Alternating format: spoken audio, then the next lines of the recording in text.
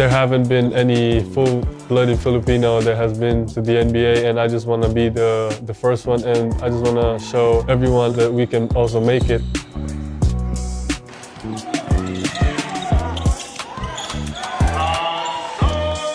My dad always told me to watch films of Hakeem Olajuwon, Tim Duncan, those guys, and I just kept watching, every day. My dad was in the professional leagues in the Philippines, so, he just taught me almost everything he knows about the game. And we always started with footwork, how to make easy shots. You hear 7 foot, and sometimes that means 6'10", 6'11". He's legit 7'2", so reach, but also knows and is willing to put the work in that it's going to take to get there. Basketball is really a religion to the Philippines, and every time you go out of your house, you'll see a court here, court there. You'll just see everyone playing basketball, and that's just how we love the sport in our country. He's definitely like a type of basketball player that will pass. Like he'll look for you. He's not a selfish player. The mentality in the States when you're a foreign player with hype and accolades coming in, people want to play against you. Everybody has their goals and everybody's trying to get on, so what better way to get recruited to a college than saying, hey, I had X amount of points and rebounds and blocks against KAI Sotto, and here's my film against him. I think he realizes that now, and he kind of brings it to his opponent instead of waiting for it to come to him. Yes, sir. Yes, sir. The first few months, I'm just getting used to the culture, the people, and the basketball here, and I'm just very happy that I have my whole family here. I didn't really know a lot of things about college recruitment because in the Philippines I was still at the 10th grade, so I wasn't really focused on any college. But when I came here, I just got a little shocked that things are happening so fast, and I just have to be ready for it.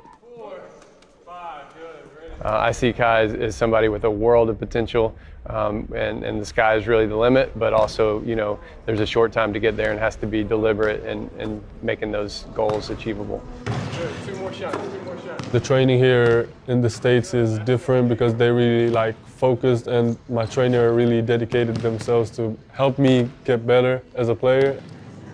One thing that we wanted to really work on, getting him to be more NBA ready, which means, can he handle the NBA pace of the game, physicality, can he use his length in a meaningful way? Does he stretch the floor consistently?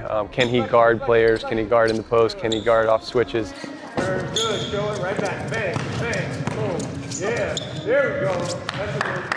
Coach Chuck Person, Coach Rob, Jeremiah, they've been helping me a lot. They're helping me prepare, and I just get my confidence from my workouts, from my practices. I think for him to become more physical, a lot of it's going to take some work at P3, which he's working at every day. They do a great job, kind of sports science and strength and conditioning to develop him off the court, which I think is really, really important. Here at P3, we assess our athletes so that we know what the needs are. So with KAI, I think from this point on, it's just a matter of continuing to develop his strength, develop that power. He's going to be playing and matching up against guys who are bigger than him, so making sure that he is able to match that intensity on the court, but also making sure that he stays healthy to be able to compete year-round.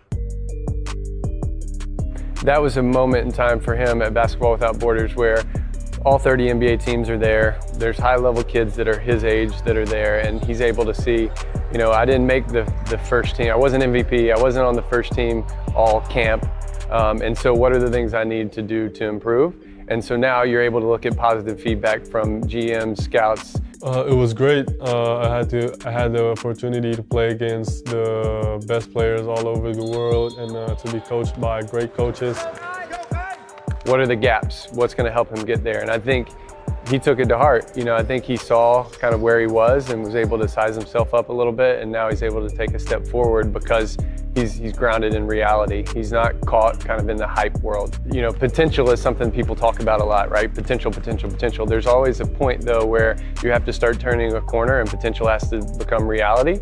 And for him, he's starting to approach that phase, and I think he understands that. And so as long as he continues to move forward and progress, he's got every opportunity in the world to be a good NBA player.